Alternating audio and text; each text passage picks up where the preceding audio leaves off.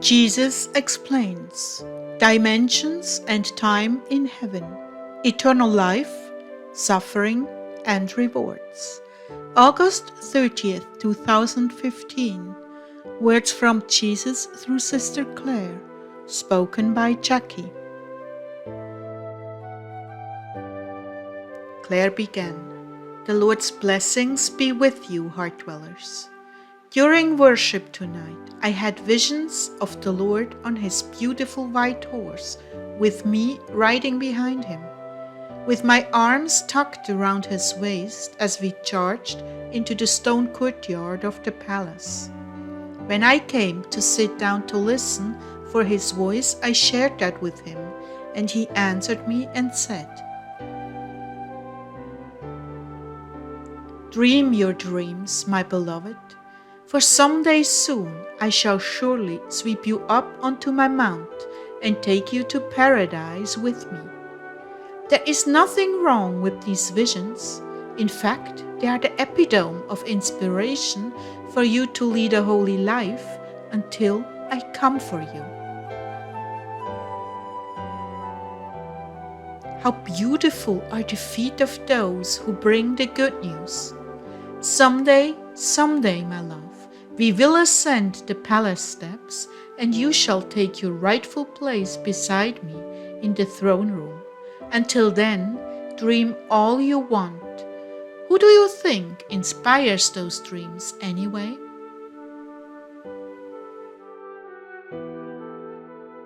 I want you to think more and more about your reward. As times get darker, even now, as darkness is on the increase, it is good to focus your mind on heavenly things and what I have promised you. Never-ending energy, inspiration without frustration, completing your goals with ease, joyful countenances around you at all times. Living a life full of joy will be as easy as breathing. Never will there be a moment when glory and praise to me are not expressed in some way. Continuous, round-the-clock worship.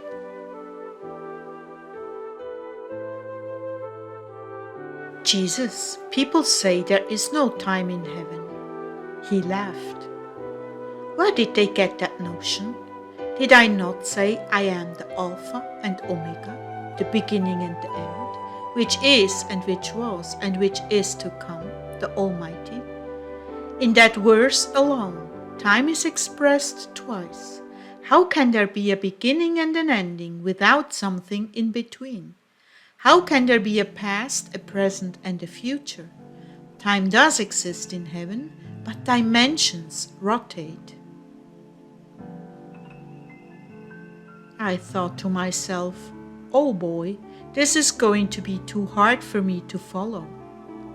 He corrected me and said, "Just listen and maybe it won't. Give it a chance. Just because I haven't disclosed the entire concept in thought form to you doesn't mean it isn't real and you can't comprehend it. Here, listen carefully, and I will explain in such a way that you can understand. When I say that dimensions rotate, I mean different times fade in and fade out of significance.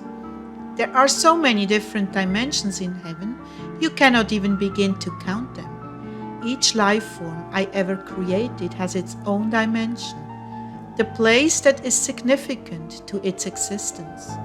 And each dimension interlocks with other dimensions, so that the pattern forms a unified existence. Much like a patchwork quilt, where each patch has its own unique shape and design, but is united to the whole. Each tells a story about its individual existence and a story about its corporate existence.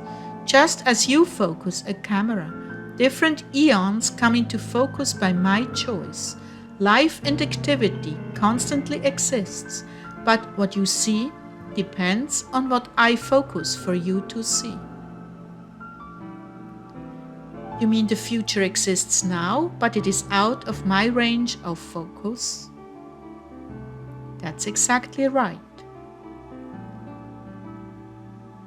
But that would mean that you know the date of the rapture.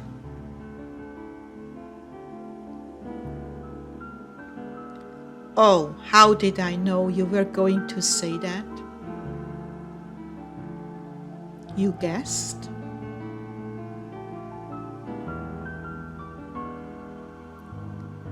Very funny, but I have agreed to the limitation my father has set, so I cannot see it. Do you understand?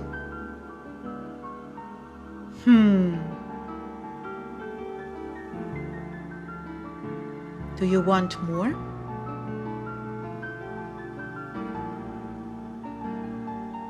Jesus, whatever you want to share, I'd love to hear.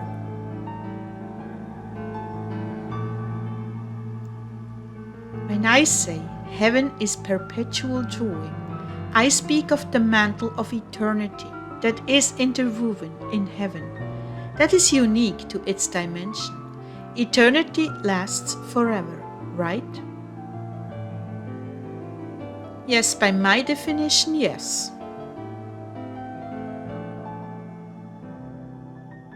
And that is correct to your perception, because in heaven your gaze is focused on the eternal. On earth, your gaze is focused on the passing moment.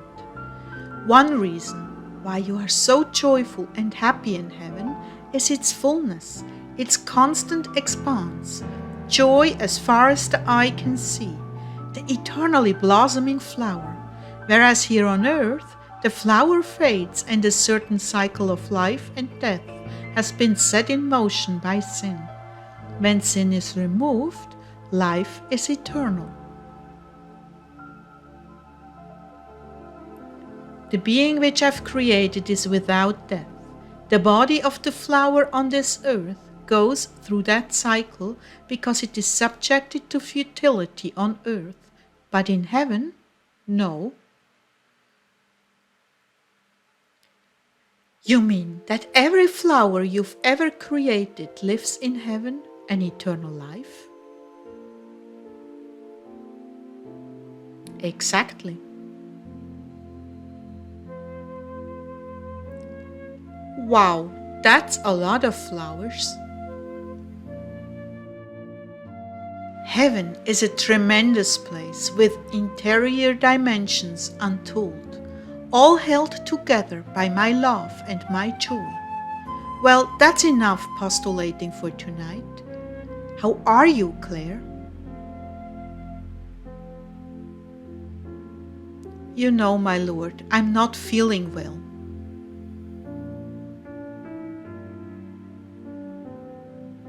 Yes, daughter, I see your struggles. Do you know there are souls coming to me right now because of this heavier cross you are carrying? There are? Would I lie to you? Of course not.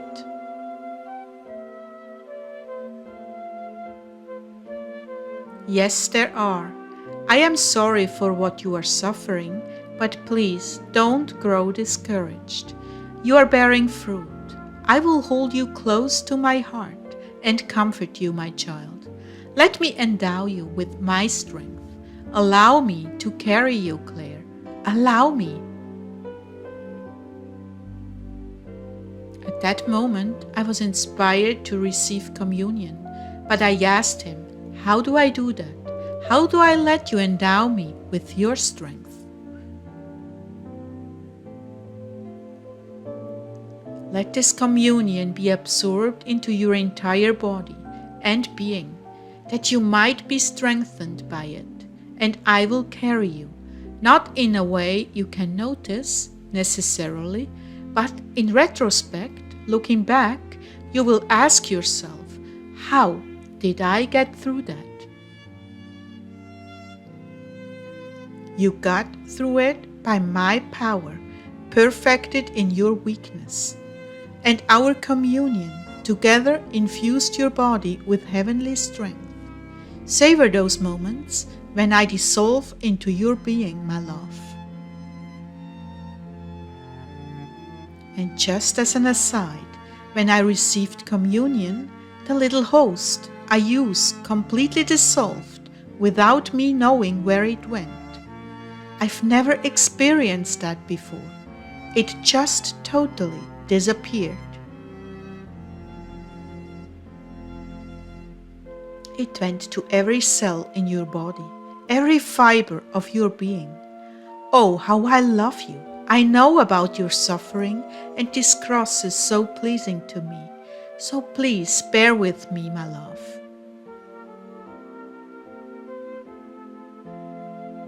I love you, Jesus. I know it shows. Oh, my beloved brides, I wish in this moment I could alleviate all your sufferings, but I can make you stronger. Come to me in communion. Relish my presence with you as you take communion and allow it to dissolve on your tongue, resting and focusing on me, that I have given you a part of my very own body to conform you to my image in charity, courage, and perseverance. How lovely you are, my perpetual blossoms. How fragrant your sacrifices on the behalf of souls. Do not harbor any false guilt should you receive prayer for your maladies and get better. In that case, I know that is best for you, and I wanted you to get better. But in those cases where your condition does not improve, remember, we are doing a great work together. You are, by your fast offering, softening hearts for me and strengthening my laborers working in the fields. I know it is hard now, because you do not see the fruit. Some things I must keep from you, lest you grow proud. But will you take my word for it? Will you believe me and know that I'm pleased with you? Yes, darkness is on the increase. Yes, things are becoming harder, almost like sloshing through pea soup. But I am with you and will not allow you to faint, if only you will come to me and be renewed in worship and communion. Go now, my lovely garden. Your fragrant offerings are reaching the throne of my Father in heaven. He is dispatching angels on your behalf. Even your sighs for one another are capturing his heart and moving him to compassion. You are beautiful, my bride. Oh, you are beautiful.